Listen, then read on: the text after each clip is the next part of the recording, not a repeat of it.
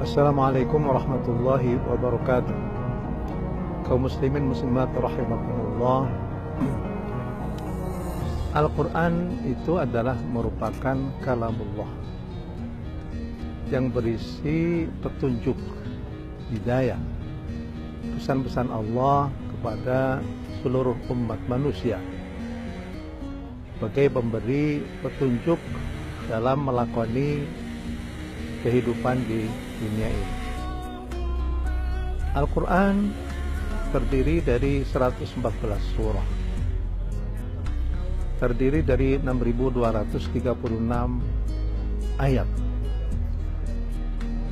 Ini pesan-pesan Allah Subhanahu wa Ta'ala, ini perlu disosialisasikan dengan cara diajarkan kepada siapapun juga. Seperti kata Allah Subhanahu wa Ta'ala, wa uhiya ilayya hadzal Qur'an liunzirakum bihi wa man balagh.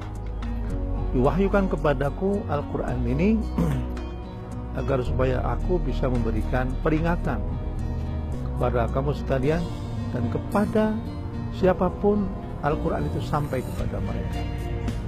Dengan demikian merupakan kewajiban kolektif umat Islam untuk mensosialisasikan Al-Quran kepada siapapun juga. Tapi sudah tentu tidak semua umat Islam mampu untuk melaksanakan seperti itu. Hanya orang-orang yang mempunyai kecakapan dalam bidang Al-Quran Al-Karim yang mampu untuk bisa mengajarkan Al-Quran kepada orang lain. Pada akhir-akhir ini demam tahfidz Al-Quran di mana-mana, baik di Indonesia maupun di luar negeri, bahkan di Amerika, bahkan di Australia, di Kanada, dan lain-lainnya. Ini menunjukkan bahwa manusia sekarang itu sedang memimpikan satu petunjuk yang bisa memberikan pencerahan kepada mereka setelahnya melewati masa-masa yang lalu di mana tidak ada satu petunjuk, tidak ada satu hal yang bisa menjadikan hati mereka itu menjadi tenang. Oleh karena itu, maka pada saat ini banyak sekali bermunculan markas-markas tahfidz Al-Quran Al-Karim. Pada masa lalu, kaum muslimin di Indonesia mereka menitipkan anak-anaknya kepada para kiai di pesantren-pesantren tradisional yang hanya mengajarkan tahfidz Al-Quran Al-Karim.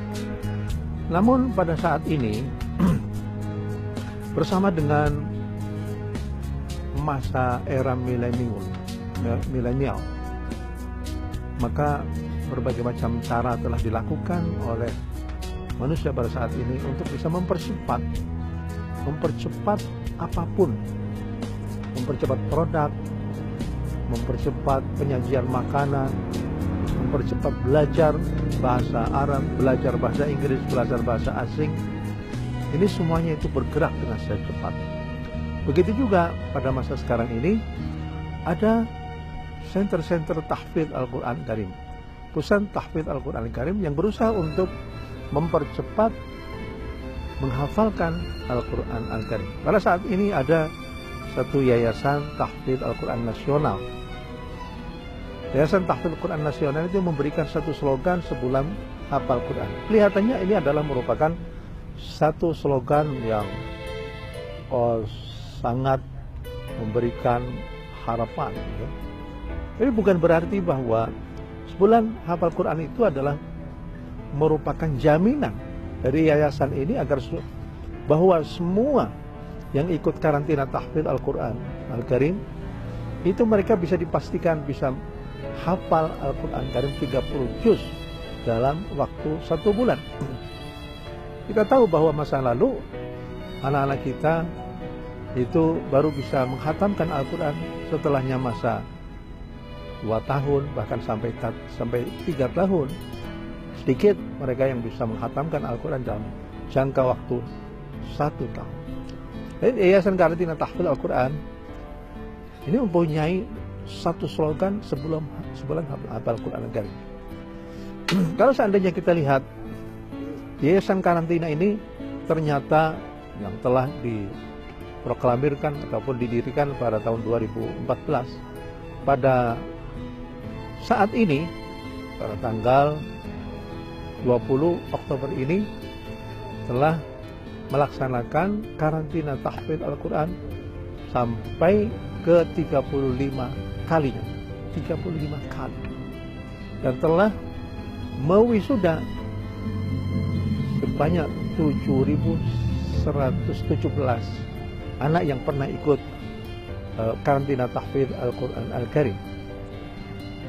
Dari pengalaman wisuda demi wisuda, ternyata banyak juga dari para peserta yaitu yang bisa menghatamkan Al-Quran dalam 1 bulan, dalam masa 1 bulan.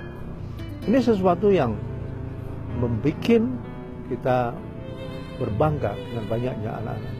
Memang masih banyak juga anak-anak yang setelahnya mengikuti karantina tahfidz Al-Quran nasional ini, ada yang baru 10 juz, ada 15 juz, ada yang tambah lebih daripada itu, ada yang kurang dari itu, sesuai dengan kemampuannya masing-masing. Memang kita tidak bisa, yayasan ini tidak bisa menjamin bahwa mereka yang sudah mengikuti karantina mereka bisa hafal Al-Quran Al-Karim. Sudah tentu ini merupakan satu prakarsa yang perlu kita apresiasi bersama. Saya berpendapat bahwa kegiatan apapun yang berkaitan dengan Al-Quran Al-Karim itu harus kita apresiasi bersama. Kita berikan penghargaan bersama. Karena itu berarti orang yang telah bekerja untuk Al-Quran Al-Karim. Bahwa di sana sini ada kekurangan, sana sini ada kekurangan ini dan itu adalah merupakan sesuatu yang perlu dimaklumi kita bersama. Dan kekurangan itu sudah tentu harus menjadi pelajaran bagi Yayasan Karantina Tahfidz Al-Quran Al-Karim. Nah, ini sudah tentu karantina tahfidz Al-Quran Al-Karim juga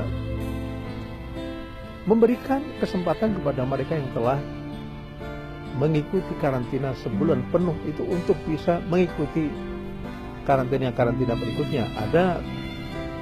Ada satu program lagi, yaitu program Mutqin, program Itqanul Hifdz, menjadikan hafalannya itu menjadi kokoh dan kuat. Jadi ini adalah merupakan hal yang patut kita hargai bersama, kita berikan penghargaan, karena ini adalah merupakan salah satu dari wujud kepedulian kita terhadap Al-Quran Al-Karim. Ternyata setelahnya beberapa waktu yang lalu, setelahnya 3 tahun 4 tahun ini, sudah banyak sekali lembaga-lembaga yang ingin bekerja sama dengan Yayasan Karantina Tahfidz Al-Quran Al-Karim. Begitu juga bukan saja di Indonesia, ya, lebih dari 70 lembaga yang telah membuat MOU dengan Yayasan Karantina Tahfidz Al-Quran Al-Karim. Bahkan di luar, bahkan di Malaysia, setiap beberapa waktu yang lalu kita lihat di sini ada para peserta, ada dari Amerika, ada yang dari Jepang, dari mana-mana, dari Malaysia, dari Thailand juga ada. Ini menunjukkan bahwa Yayasan Karantina Tahfidz Al-Quran dan kegiatan Karantina Tahfidz Al-Quran itu telah mendapatkan sambutan yang baik dari masyarakat Indonesia, masyarakat di luar Indonesia.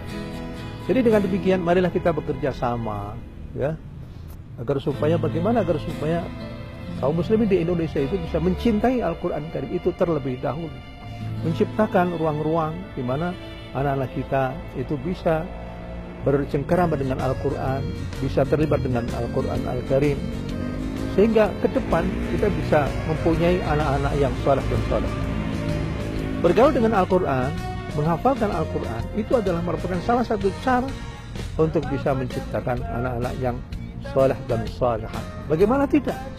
Mereka tiap hari bergumul dengan Al-Quran. Mereka tiap hari menyetorkan hafalan Al-Quran Karim. Mereka tiap hari itu menghafalkan Al-Quran. selama 24 jam hidup hanya untuk Al-Quran Karim, diselang-selingi dengan istirahat, makan dan lain sebagainya.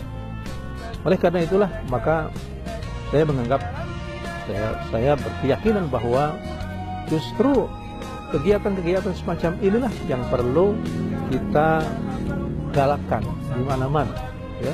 Terlepas dari adanya kekurangan sana dan sini, kita perlu memberikan apresiasi. Siapapun yang mempunyai kegiatan yang berkaitan dengan Al-Quran Al-Karim, itu harus kita mulai dari taman kanak-kanak Al-Quran, taman pendidikan Al-Quran, mereka yang belajar di pesantren tarjemah Al-Quran Al-Karim, mereka yang belajar tafsir, mereka yang belajar menghayati Al-Quran, tadabbur Al-Quran Al-Karim, semuanya harus kita apresiasi semuanya. Dan mudah-mudahan dengan adanya karantina tahfidz Al-Quran Karim itu kita bisa ikut andil menciptakan ataupun mendidik bangsa Indonesia menjadi bangsa yang saleh, bangsa yang cinta kepada agama, cinta kepada kitab suci, cinta kepada tanah air, cinta kepada Indonesia. Dan merupakan salah satu bentuk kecintaan kita kepada Indonesia itu adalah menciptakan kader-kader yang berakhlak al-karimah, mempunyai wawasan kebangsaan yang bagus, mempunyai karakteristik yang bagus pula, akhlaknya yang bagus. Inilah merupakan kader-kader yang ingin dipersembahkan kepada negara Republik Indonesia. Itu saja, terima kasih atas segala perhatian. Wassalamualaikum warahmatullahi wabarakatuh.